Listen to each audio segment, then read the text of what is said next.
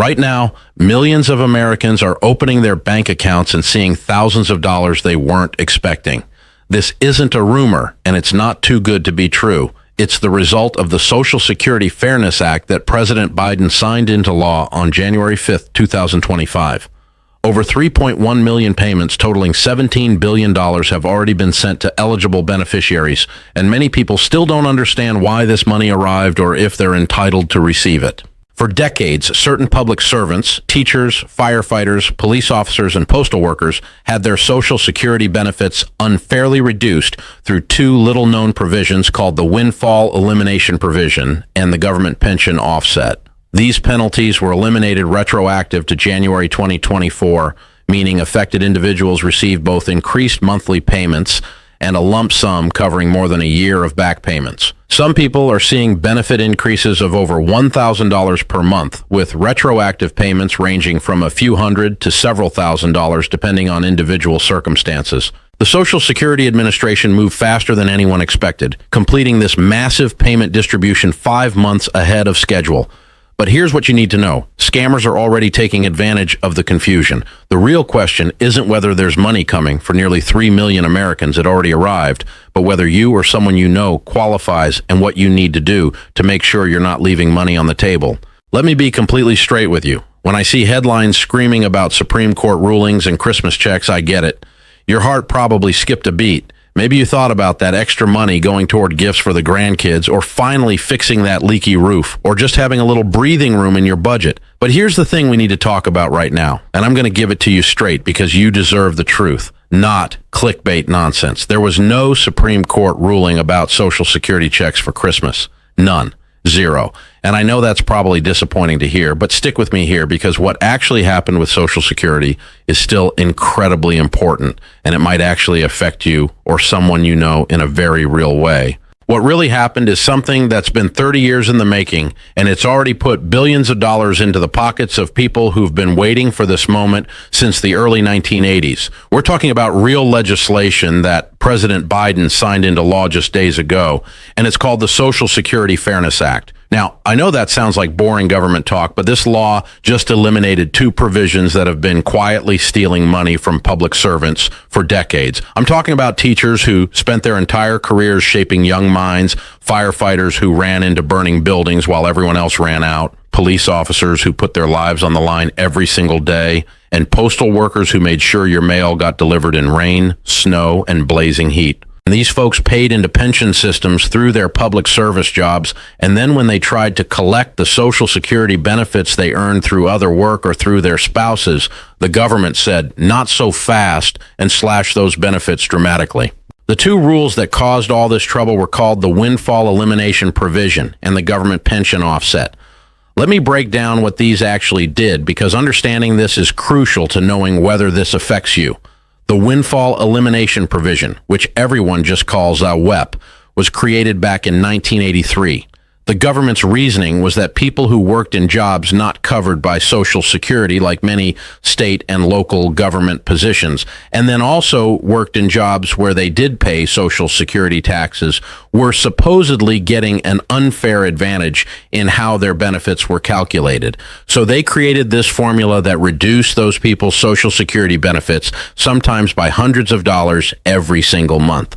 Imagine working two careers, paying into the system whenever you were required to, doing everything right, and then being told you're getting less than you earned because of some complicated formula that most people didn't even know existed until they tried to retire. Then there was the Government Pension Offset, or GPO, which was even more brutal in some ways. This one affected spousal and survivor benefits. Picture this scenario. A woman works as a teacher in a state where teachers don't pay into Social Security. Her husband works in the private sector and pays Social Security taxes his whole career. He passes away, and she goes to claim his survivor benefits, which should rightfully be hers. But instead of getting what she expected, the government reduces those survivor benefits by 2/3 of her teacher's pension.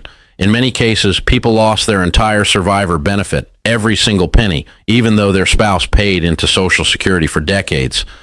We're talking about widows and widowers who suddenly found themselves in financial hardship because of a rule that most Americans didn't even know existed. For years, advocates fought against these provisions. Congress members introduced bills trying to repeal them. Support groups formed. People testified about how these rules were destroying their retirement security, but nothing moved forward because of one big obstacle: money. Repealing these provisions costs a lot. We're talking about adding roughly $17 billion to Social Security's expenditures, and in the political reality of budget constraints and fiscal debates, that's a heavy lift.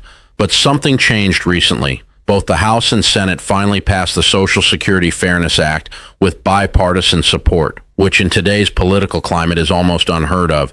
The House voted on it in November with a vote of 327 to 75, and the Senate passed it in December with a vote of 76 to 20. When you see numbers like that in Congress these days, you know something significant is happening. President Biden signed this bill into law on January 5th, 2025, and here's where it gets interesting for people who've been affected by these provisions. The law didn't just say, okay, from now on we'll calculate benefits fairly. It went back in time. The elimination of these penalties was made retroactive to January 2024, which means everyone who's been getting reduced benefits for the past year suddenly became entitled to the full amount they should have been receiving all along. The Social Security Administration had to go back through their records, recalculate benefits for millions of people, figure out how much extra money each person should have received over the past year, and then cut checks for all that back pay while also adjusting future monthly payments upward. Now, here's what blew everyone's mind. The Social Security Administration actually pulled this off faster than anyone thought possible. They estimated it would take them until June to process all these changes and get the money out. Instead, they finished in January, 5 months ahead of schedule. Over 3 million payments went out, totaling about $17 billion. Some people saw their monthly Social Security checks increase by several $100s. Others saw increases of more than $1,000 per month. And on top of those increased monthly payments, people received lump sum payments covering all the money they should have gotten but didn't receive throughout 2024.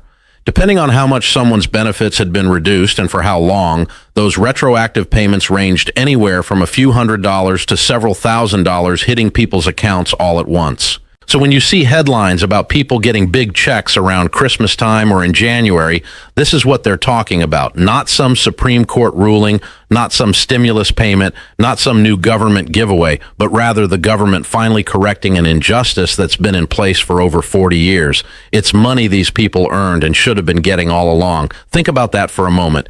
If you were one of the people affected by these provisions, you've been living on less money than you deserved for years, maybe even decades. You made different choices about your retirement. Maybe you didn't travel as much as you wanted. Maybe you put off home repairs. Maybe you couldn't help your kids or grandkids as much as you wished you could, all because of these provisions that quietly reduced your benefits in ways most Americans never even heard about. The question you're probably asking right now is whether you or someone you know might be entitled to this money. Let's walk through who actually qualifies. First, you need to have worked in a job where you didn't pay Social Security taxes, but instead paid into a different pension system. This typically includes state and local government employees in certain states, some federal employees hired before 1984, and employees of some nonprofit organizations. Second, you also need to have worked in other jobs where you did pay Social Security taxes, or you need to be claiming benefits based on a spouse's work record. Third, you were already receiving Social Security benefits that were being reduced by either the windfall elimination provision or the government pension offset. If all three of those things apply to you, then your benefits should have been automatically adjusted and you should have received any retroactive payment you were owed. Here's the thing, though. The Social Security Administration is supposed to handle all of this automatically. You shouldn't need to apply for anything or file any special forms.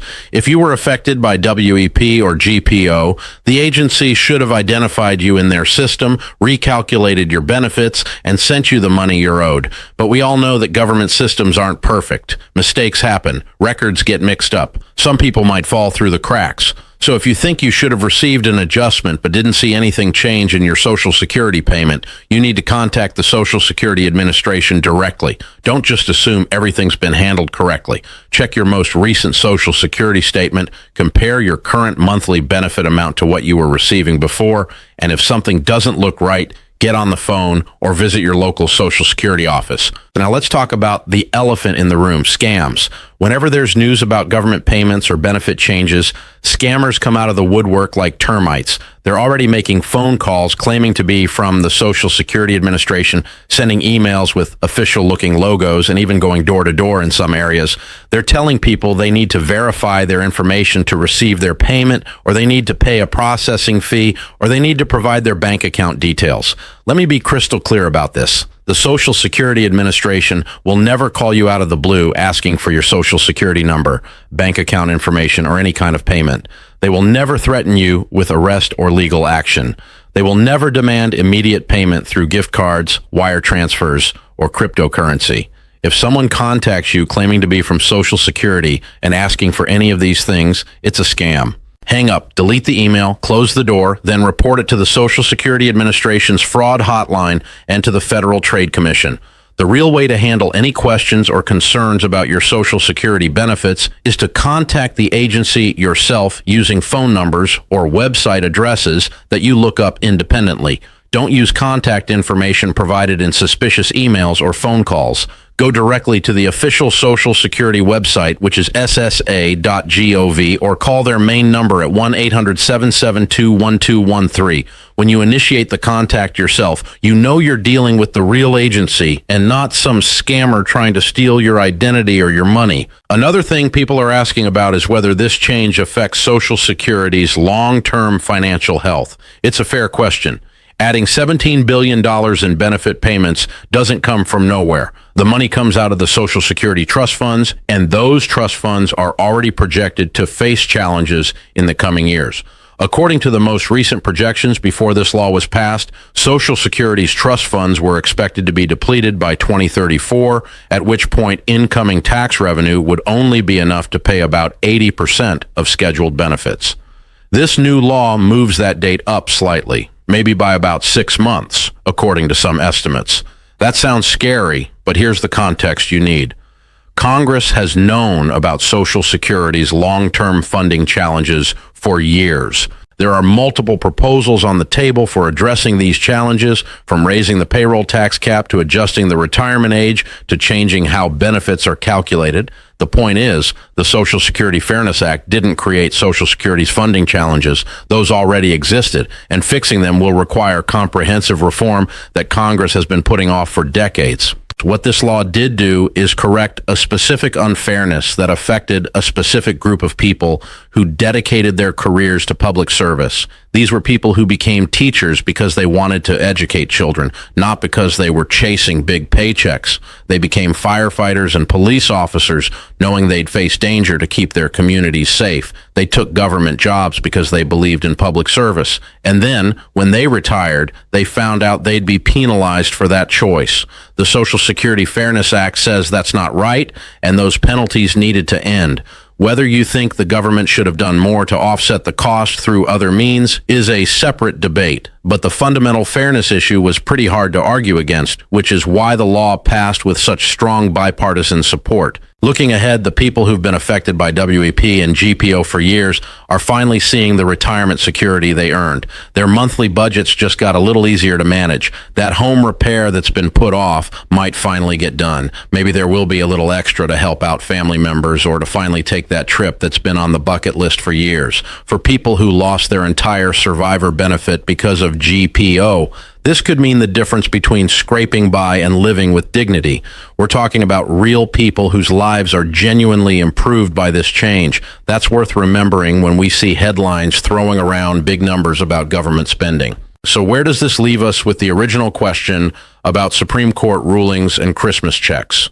The truth is, there was no such ruling. But the real story about the Social Security Fairness Act is actually more meaningful than any clickbait headline could capture.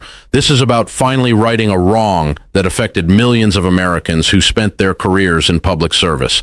If you're one of those people, your benefits should have been corrected automatically, and you should have received any back pay you were owed. If you haven't seen these changes reflected in your Social Security payment and you think you should have, contact the Social Security Administration right away to get it straightened out. And please, please be careful about scams. Anyone contacting you claiming you need to do something to receive Social Security money is trying to steal from you. The real changes happen automatically through the official Social Security system, and if you have questions, you reach out to them, not the other way around. That's the real story, and that's what you need to know.